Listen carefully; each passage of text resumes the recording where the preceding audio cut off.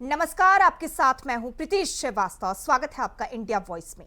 रुक करेंगे खबरों की ओर। पहलगाम आतंकी हमले में मारे गए रायपुर के दिनेश मिरानिया के परिवार को सीएम साई सरकार ने 20 लाख रुपए सहायता राशि देने की घोषणा की है। वहीं सीएम विष्णुदेव साई ने ट्वीट पर पोस्ट करते हुए लिखा, दिनेश मिरानिया की हत्या अत्यंत पीड़ादायक है, ये अपूरणीय क्षति है। आपको बता दें कि दिनेश मिरानिया जिस दिन गोली उनको मारी गई थी उसी दिन उनकी शादी की सालगिरह थी। वो परिवार के साथ खुशियां मनाने बैरसम घाटी गए थे। वहां पत्नी नेहा, बेटा शौर्य और बेटी लक्षिता के साथ सेलिब्रेट वहां पे वो कर रहे थे। तभी आतंकियों ने गोलियों से उन्हें भून डाला। पहलगाम में दिनेश मिरानिया की पत्नी और बच्चों से गृह मंत्री अमित शाह ने मुलाकात की थी। शाह ने कहा था कि बेगुनाह मासूम लोगों को मारने वाले आतंकियों को बख्शा नहीं जाएगा।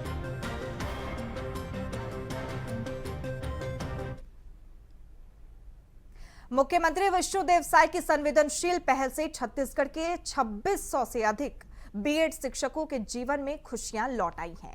प्रदेश सरकार ने बर्खास्त शिक्षकों को सहायक शिक्षक विज्ञान के पद पर समायोजन करने का ऐतिहासिक निर्णय लिया। इस फैसले से राज्य के 2600 से अधिक युवाओं का भविष्य एक बार फिर संवर गया।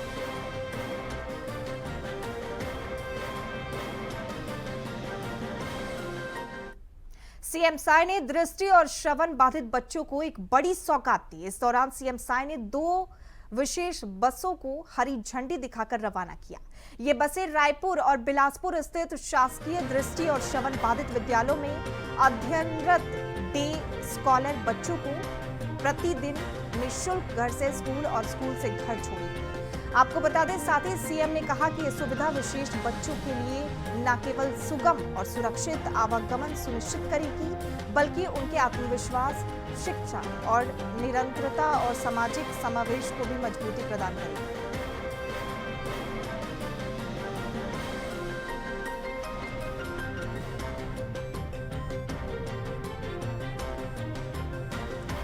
आपको बता दें, सीएम साई ने बच्चों के लिए निःशुल्क बस सेवा का शुभारंभ किया।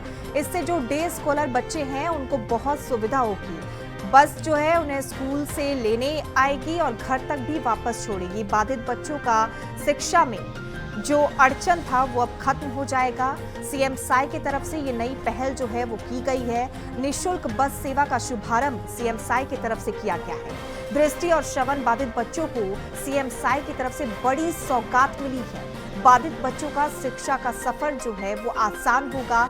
बच्चों को स्कूल आने में सुविधा जो है वो मिलेगी। बस की शुरुआत हुई है और आपको बता दें, ये बस जो है वो निःशुल्क है।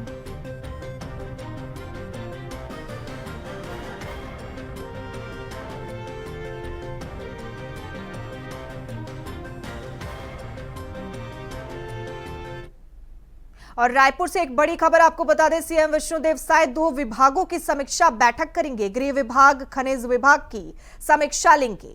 सुशासन तिहार की तैयारियों की भी समीक्षा करेंगे। सीएम साई अधिकारियों को दिए जाएंगे दिशा निर्देश। सीएम साई जो है वो समीक्षा बैठक करेंगे। रायपुर से इस वक्त की सबसे बड़ी खबर हम आपको बता रहे हैं, सीएम साई 2 विभागों की समीक्षा बैठक करेंगे। गृह विभाग और खनिज विभाग की समीक्षा बैठक सीएम साई लेंगे। सुशासन तिहार की तैयारियों की भी समीक्षा सीएम साई करेंगे। अधिकारियों को दिशा निर्देश जो है वो दिए जाएंगे। सीएम विष्णुदेव साई आज मंत्रालय में महत्वपूर्ण विभागीय बैठकों की अध्यक्षता करेंगे। वो दोपहर 3 बजे से गृह विभाग और खनिज विभाग की समीक्षा बैठक लेंगे। इस दौरान वो गृह विभाग के अंतर्गत आने वाले आवास आवंटन की स्थिति की बारीकी से समीक्षा करेंगे।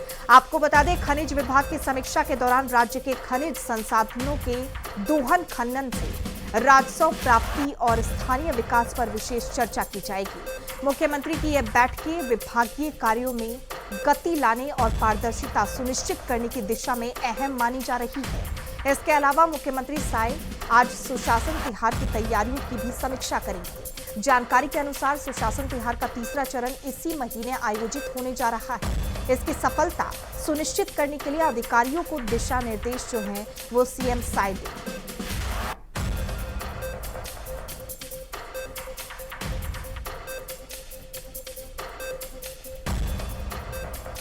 रायपुर से इस वक्त की बड़ी खबर हम आपको बता रहे हैं। सीएम साय 2 विभागों की समीक्षा बैठक करेंगे। गृह विभाग और खनिज विभाग की समीक्षा बैठक जो है सीएम साय करेंगे। सुशासन तिहार की तैयारियों की भी समीक्षा करेंगे। अधिकारियों को दिशा निर्देश दिए जाएंगे। सीएम साय आज मंत्रालय में महत्वपूर्ण विभागीय बैठकों की अध्यक्षता करेंगे। दोपहर 3 बजे से गृह विभाग और खनिज विभाग की समीक्षा बैठक जो है वो सीएम साय लेंगे। इस दौरान वो गृह विभाग के अंतर्गत आने वाले आवास आवंटन की स्थिति की बारीकी से समीक्षा करेंगे। खनिज विभाग की समीक्षा के दौरान राज्य के खनिज संसाधनों के दोहन, खनन से राजस्व प्राप्ति और स्थानीय विकास पर विशेष चर्चा की जाएगी। और इस खबर पर ज्यादा जानकारी के साथ हमारे सहयोगी मनोज शुक्ला हमारे साथ जुड़ चुके हैं। मनोज, सीएम साय आज समीक्षा बैठक करने वाले हैं, इस पर तमाम जानकारी क्या है, विस्तार से बताइए। जी स्मृति, आपको बता दें कि मुख्यमंत्री विष्णुदेव साय लगातार विभागों की समीक्षा बैठक करते आ रहे हैं और आज जो है 2 विभागों की समीक्षा बैठक में वो भाग ले रहे हैं। और आपको बता दें कि ये बैठक जो है लगभग 3 बजे से नवा रायपुर के मंत्रालय में ये बैठक शुरू होगी, जिससे सीएम साय की अध्यक्षता में बैठक होनी है। और इस बैठक में आपको ये भी बता दें कि गृह विभाग की बैठक है, जिसमें जो है कि पुलिस कर्मियों को जो जवान है उनको मकान कैसे उनको मिल रहा है, मकान मिला, अलॉटमेंट हुआ कि नहीं हुआ, तो इस तरह गृह विभाग की बैठक में ये सब बातें सामने निकल कर आ रही हैं। और साथ ही साथ इसके साथ जो है खनिज विभाग की बैठक लेंगे। खनिज विभाग का बात कर ले, छत्तीसगढ़ में खनिज एक बड़ा मुद्दा बना हुआ है। तो जैसे कि रेत खदानों की जो है यहाँ पर धड़ल्ले की जो है रेत खदान, रेत की खुदाई होती है, जो नदियों को चीर के उनकी सीमा को चीर के जो है रेत जो है माफिया जो है इसमें बड़े बड़े लोग शामिल हैं। तो इस पर जो है वो गहन चर्चा करेंगे विस्तार से, इस पर कुछ दिशा निर्देश। और ये बता दूं आपको कि खनिज विभाग जो है मुख्यमंत्री विष्णुदेव साय के पास खुद है, तो इसलिए जो है इस पर जो है विस्तृत चर्चा हो सकती है। और आपको बता दूं कि इसके साथ जो है पंचायती राज को लेकर भी वो समीक्षा करेंगे कि गाँव में जो है कि अब ये कहा जा सकता है कि विष्णुदेव साय का पूरा फोकस जो है गाँव की तरफ जा रहा है कि गाँव में विकास की क्या स्थिति है, विकास वहाँ पहुँचा है कि नहीं पहुँचा, जो शासन की योजनाएं हैं वो धरातल पर कितनी, इसका पहल कितना हो रहा है, इन सब बातों को लेकर आज ये काफी अहम बैठक मानी जा रही है। प्रीति जी मनोज, बिल्कुल 2 विभागों की समीक्षा बैठक जो है वो सीएम साय आज करेंगे। तमाम क्या कुछ तैयारियां जो हैं वो की गई हैं, बैठक कितने बजे होनी है? जी प्रीति, आपको बता दें यह बैठक 3 बजे जो है महानदी भवन मंत्रालय में होनी है। और इसमें गृह विभाग की समीक्षा बैठक होगी, उसमें जो है गृह मंत्री विजय शर्मा भी साथ में शामिल होंगे। तो निश्चित रूप से जो है जवानों के लिए कुछ बड़ी खुशखबरी सामने निकल कर आ सकती है बैठक के बाद, कि जवानों को देखा जाता है कि मकानों के लिए जैसे उनका तबादला हो जाता है तो उनको जो है ये पुलिस विभाग में जो इतने क्वार्टर्स नहीं है कि उन सभी को क्वार्टर से अलॉट किया जाए। तो इन सब बातों को देखते हुए आज सीएम साय इस पर बड़ी समीक्षा बैठक लेने जा रहे हैं। और साथ ही साथ आपको बता दें कि इसके बाद जो है खनिज विभाग की बैठक है, तो बैठक 3 बजे से जो है ये माना जा रहा है कि लगभग 3 बजे से ये बैठक शुरू होगी। जी मनोज, बिल्कुल सुशासन तिहार की भी तैयारियों की समीक्षा जो है वो सीएम करेंगे। और सुशासन तिहार छत्तीसगढ़ में काफी दिनों से चलाया जा रहा है, क्या कुछ लोगों को इससे फायदा है और इसमें समीक्षा को लेकर क्या तैयारी है? जी बिल्कुल प्रीति, जो ये सुशासन तिहार छत्तीसगढ़ सरकार की एक सराहनीय पहल इसको मानी जा सकती है, जिससे जो है लोग जैसे गरीब तबके के लोग जिनका कार्य नहीं होता, किसी प्रकार का कार्य जैसे जमीन से संबंधित कार्य हो गया या लोन से संबंधित तमाम तरह के आवेदन सार हैं, उनका निराकरण तत्काल प्रभाव से किया जा रहा है। तो उसको लेकर वो पूरी इसको कहा जा सकता है सीएम साय की महत्वाकांक्षी एक योजना इसको कहा जा सकता है सुशासन त्योहार। इसको लेकर जो है अब 3रे चरण की जो है ये सुशासन त्योहार चलने वाला है, जिसको लेकर आज सीएम साय उस पर भी बड़ी बैठक ले रहे हैं। ये दोनों विभागों की समीक्षा बैठक के बाद जो है सुशासन त्योहार की भी वो समीक्षा करेंगे। तो निश्चित रूप से कहीं न कहीं छत्तीसगढ़ की जनता के लिए एक खुशखबरी इसको कहा जा सकता है कि जो उनके बीच जो गरीब तबके के लोग होते हैं। जी मनोज, बिल्कुल सीएम साय समीक्षा बैठक करेंगे और 2 विभागों की समीक्षा बैठक जो है सीएम साय आज करेंगे।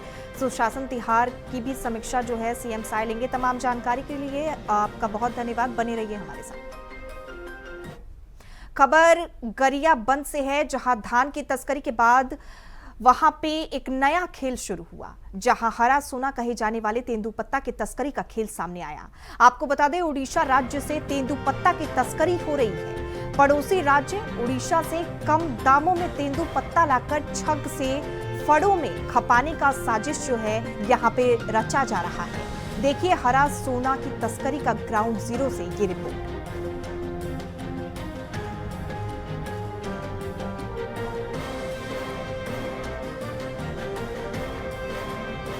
और ज्यादा जानकारी के साथ हमारे सहयोगी मनोज शुक्ला हमारे साथ लगातार बने हुए हैं। मनोज, धान की तस्करी का जो नया खेल है वो छत्तीसगढ़ में सामने आया है। तेंदुपत्ता की तस्करी का खेल ये है, क्या पूरा मामला है, क्या कुछ तमाम जानकारी है इस पर? जी प्रीति, आपको बता दूं कि ये जो तेंदुपत्ता है, छत्तीसगढ़ में तेंदुपत्ता की जो सरकार द्वारा अच्छे जो है उनका भुगतान किया जाता है सरकार की तरफ से, तो उसको देखते ही और उड़ीसा जो है सटा हुआ राज्य गरियाबंद देवभोग से सटा हुआ जो है राज्य उड़ीसा, तो उड़ीसा से ये तेंदुपत्ता जो है वहाँ से लेके आते हैं और छत्तीसगढ़ में खपाने का प्रयास करते हैं। और आपको बता दूं क्योंकि इसमें बड़ी मछलियाँ शामिल है और तेंदुपत्ता की यहाँ पे भी बहुत डिमांड है और उसका अच्छा इन लोगों को प्रॉफिट भी होता है कि उड़ीसा से कम दामों में लाते हैं और छत्तीसगढ़ में दुगने दामों पर जो है इसको बेचा जाता है। तो निश्चित रूप से और सरकार जो है इससे जो है जो इसको कहा जा सकता है कि इसको इसमें मिली भगत भी कहा जा सकता है। वन विभाग की इसकी संलिप्तता सीधे सीधे नजर आती है, क्योंकि ये जो तस्करी ग्राउंड जीरो रिपोर्ट से ये जो जानकारी मिली है, इससे जो है वन विभाग के कर्मचारियों को सूचित किया गया। वन विभाग के कर्मचारी मौके पर पहुंचे लेकिन कोई कार्रवाई वन विभाग की तरफ से नहीं किया गया, तो जिस पर वन विभाग के ऊपर बड़ा सवालिया निशान भी खड़ा होता है। तो निश्चित रूप से कहीं कहीं सरकार को इस पर गंभीर होने की आवश्यकता देखने को मिल रही है। जी बिल्कुल, इतने बड़े स्तर पर तेंदुपत्ता की जो ये तस्करी का पूरा मामला है, ये प्रशासन तक इसकी सूचना कैसे पहुंची और कहां पे ये तेंदुपत्ता का ये पूरा खेल जो है वो पकड़ा गया? देखिए आपको बता दूं कि ये जो गरियाबंद जिला है, देवभोग हो गया सटा हुआ जिला है, उसी से सटा हुआ जो है ये उड़ीसा बॉर्डर है। तो उड़ीसा बॉर्डर से सिर्फ तेंदुपत्ता की ही बात न करके गांजे की भी तस्करी जो छत्तीसगढ़ में होती है, भारी मात्रा में उड़ीसा से ही गांजा सप्लाई जो है होता है। लेकिन और कहीं न कहीं इसमें जो है विभाग की बिना संलिप्तता के ये संभव नहीं हो सकता कि बॉर्डर से कैसे जो है छत्तीसगढ़ में प्रवेश कर जाता है। तो जैसे तेंदुपत्ता की बात कर लें तो इसमें वन विभाग की संलिप्तता नजर, जब वन विभाग को जानकारी देने के बावजूद भी वन विभाग द्वारा किसी प्रकार की कार्रवाई नहीं की गई, तो आप समझ सकते हैं कि इसमें बिना संलिप्तता के इतनी बड़ी तादाद में इतनी तेंदुपत्ते की ये इसको तस्करी कहा जा सकता है, नहीं हो सकता है बिना विभाग की संलिप्तता के। जबकि जो है सरकार को वन विभाग के ऊपर सख्त से सख्त कार्रवाई करने की आवश्यकता देखने को मिल रही है। जी मनोज, बिल्कुल गरियाबंद में धान की तस्करी के बाद ये नया खेल जो तेंदुपत्ता की तस्करी का खेल है वो सामने आया है और वन विभाग इस पर कोई एक्शन लेती हुई नजर नहीं आ रही है। तमाम जानकारी हमारे साथ साझा करने के लिए आपका बहुत धन्यवाद।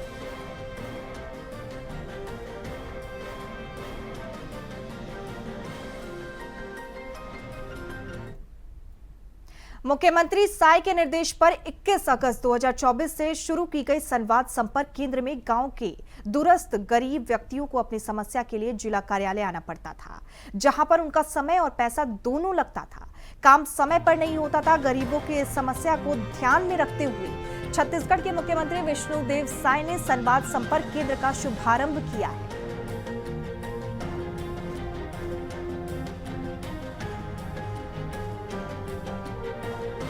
आपको बता दें, सीएम साय ने बलौदा बाजार में संवाद संपर्क केंद्र का शुभारंभ किया है और इस केंद्र में अब जो गरीबों की समस्याएं हैं वो जल्द सुनी जाएंगी। एक नंबर जो है वो भी जारी किया गया है, उस नंबर पर अपनी समस्या जो है वो डायल करके लोग बता पाएंगे और उनकी समस्याओं का समाधान जो है वो जल्दी हो पाएगा।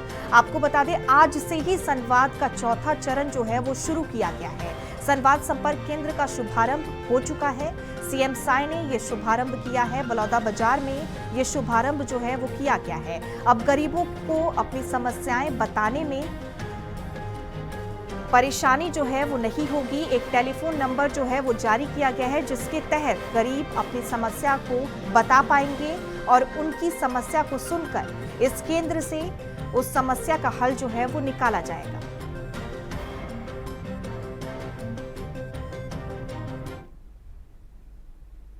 खबर कोबरा से है, जहां नेता प्रतिपक्ष डॉक्टर चरण दास महंत का बड़ा बयान सामने आया। जब तक भारत माला परियोजना में सीबीआई की जांच नहीं होगी तब तक मांग दोहराते रहूंगा। आपको बता दें, नेता प्रतिपक्ष एक दिन के दौरे में अपने पुराने लोकसभा क्षेत्र कोरबा के मनिंद्रगढ़ विधानसभा में थे। उन्होंने ट्रेड यूनियन काउंसिल के 1 मई के उपलक्ष्य पर आयोजित प्रदेश स्तरीय सम्मेलन में मुख्य अतिथि के तौर पर पहुंचे। इस दौरान महादेव ऐप सट्टा में फरार घोषित एक आरोपी के घर भिलाई क्षेत्र के कुछ बड़े पुलिस अधिकारियों के शामिल होने को लेकर सवाल पूछा तो उन्होंने चुटकी लेते हुए कहा कि इसको कोई कितना भी दबाने की कोशिश करे, ये दबेगा नहीं। जो दोषी है वो पकड़े जाएंगे, उनको सजा मिलेगी।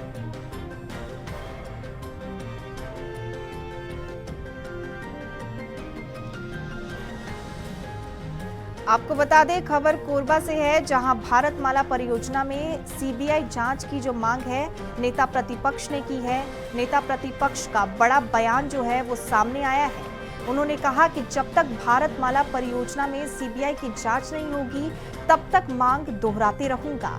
आपको ये भी बता दें, नेता प्रतिपक्ष एक दिन के दौरे पर अपने पुराने लोकसभा क्षेत्र कोरबा के मनिंद्रगढ़ विधानसभा में थे। उन्होंने ट्रेड यूनियन काउंसिल के 1 मई के उपलक्ष्य पर आयोजित प्रदेश स्तरीय सम्मेलन में मुख्य अतिथि के तौर पर वो वहां शामिल हुए।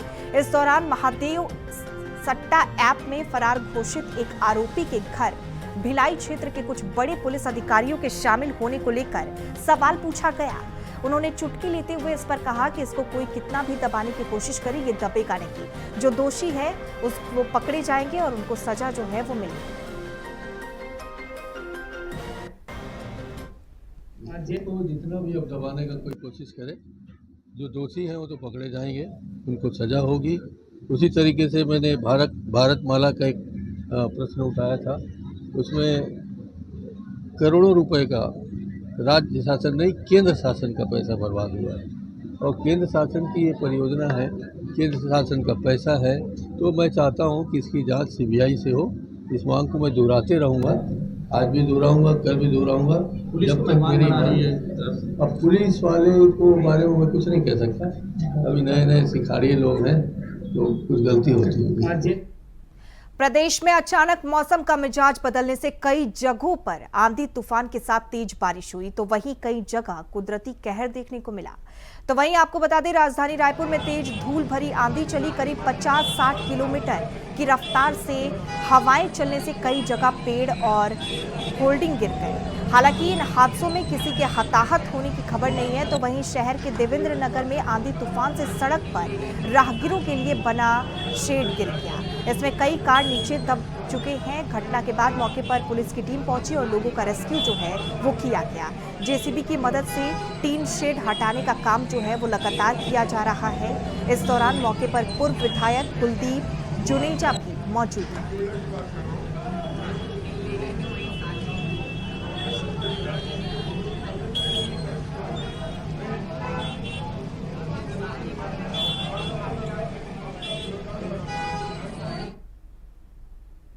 प्रदेश में नक्सलवाद एक लंबे समय से चिंता का विषय रहा है, लेकिन अब इस मुद्दे पर सियासी गर्मी भी तेज हो गई है। मुख्यमंत्री साय ने संकेत दिए हैं कि नक्सलियों के खिलाफ चल रहा अभियान खत्म नहीं होगा। उनका कहना है कि सुकमा, बीजापुर और कानकेर जैसे संवेदनशील इलाकों के वो नागरिक जिन्होंने नक्सल हिंसा में अपनी आंखें खो दी या विकलांग हो गए, अब खुद आगे आकर इस लड़ाई को जारी रखने की मांग कर रहे हैं। साथ ही पीड़ितों ने सरकार के सरकार से आवेदन किया है कि नक्सल विरोधी अभियान चलते रहना चाहिए और इस कार्य को मजबूती देना चाहते हैं वो लोग।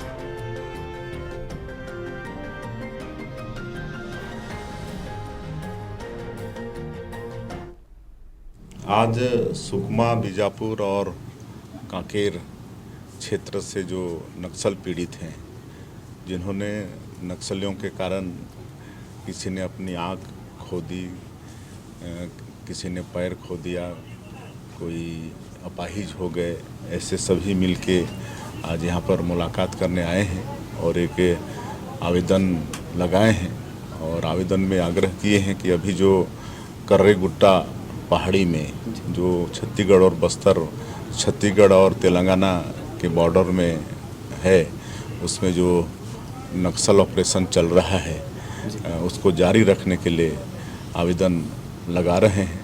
कहे कि बहुत ऐसी संस्थाएं हैं और कुछ लोग हैं जो इस ऑपरेशन को रोकना चाहते हैं। आज जितने सारे लोग आए हैं ये निर्दोष हैं, ये लोग नक्सलवाद के पीड़ित हैं, इनका कोई दोष नहीं था, लेकिन पूरा इनका जीवन बर्बाद हो गया है और इनको देखने मिलने के लिए आज जो भी संस्थाएं हैं या जो भी व्यक्ति यहाँ से लेकर दिल्ली तक इस ऑपरेशन को रोकने का प्रयास कर रहे हैं और उसके फेवर में वातावरण बना रहे हैं, कभी इनसे वो मिलने नहीं आए, कभी इनका दुख सुख नहीं पूछे और जो लोग इनका जीवन बर्बाद किए आज उनके फेवर में ये लोग माहौल खड़ा कर रहे हैं। तो वही आग्रह करने यहाँ पर आए हैं कि ऑपरेशन जारी रहना चाहिए और आज ये महामहिम राज्यपाल महोदय से भी मिलके भी उनसे भी यही गुहार लगाएंगे।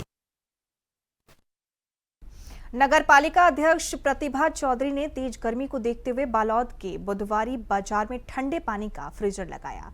इस स्थान पर लोगों की भीड़ अधिक रहती है और गर्मी का मौसम चल रहा है। 40 डिग्री से ज्यादा जो है तापमान पहुंचा हुआ है। ऐसे में आम जनता के ठंडे पानी की सुविधा उन्होंने इस पर ध्यान दिया और आपको बता दें, बुधवारी बाजार में ठंडे पानी वाला फ्रीजर लगाकर आम जनता को थोड़ा राहत देने का काम किया।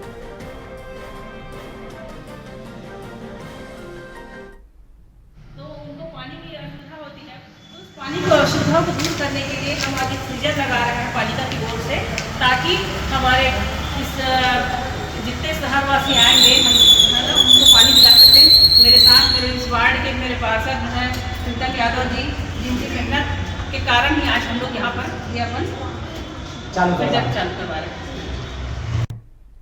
बलौदाबाजार में आंधी तूफान से रात भर बिजली गुल हो गई। कई खंभे जो हैं वो धराशायी हो गए, वहीं कई पेड़ रोड पर गिर गए, जिससे रात भर प्रशासन उसको हटाने में जुटी रही। बिजली कई गांव में गुल हो गई, जिसे आने में अभी 1 से 2 दिन का समय जो है वो लग सकता है। रात भर लोग अंधेरे में रहे। वहीं इस आंधी तूफान से कई नुकसान हुआ है और किसानों को भारी नुकसान हुआ है।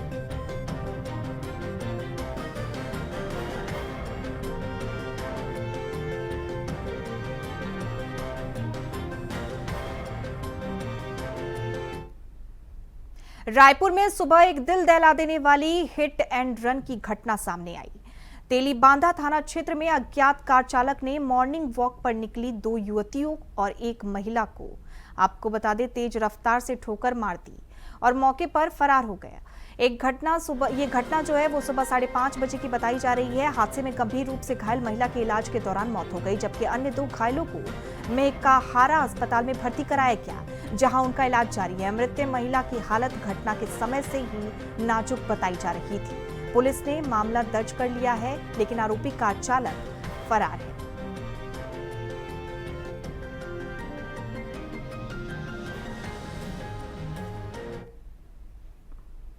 खबर दल्ली राजहंद्रा से है, जहां घोड़ा मंदिर के पीछे 2 हाथी घूमते हुए दिखे। मानिकपुरी भवन के सामने से जाते हुए 3 राहगीरों को भी हाथियों ने दौड़ाया है।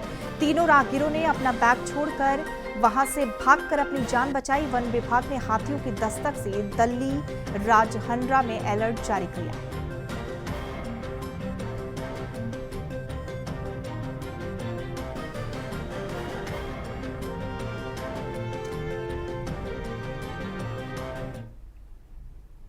छत्तीसगढ़ समाचार में फिलहाल इतना ही। देखते रहिए इंडिया वॉइस। नमस्कार।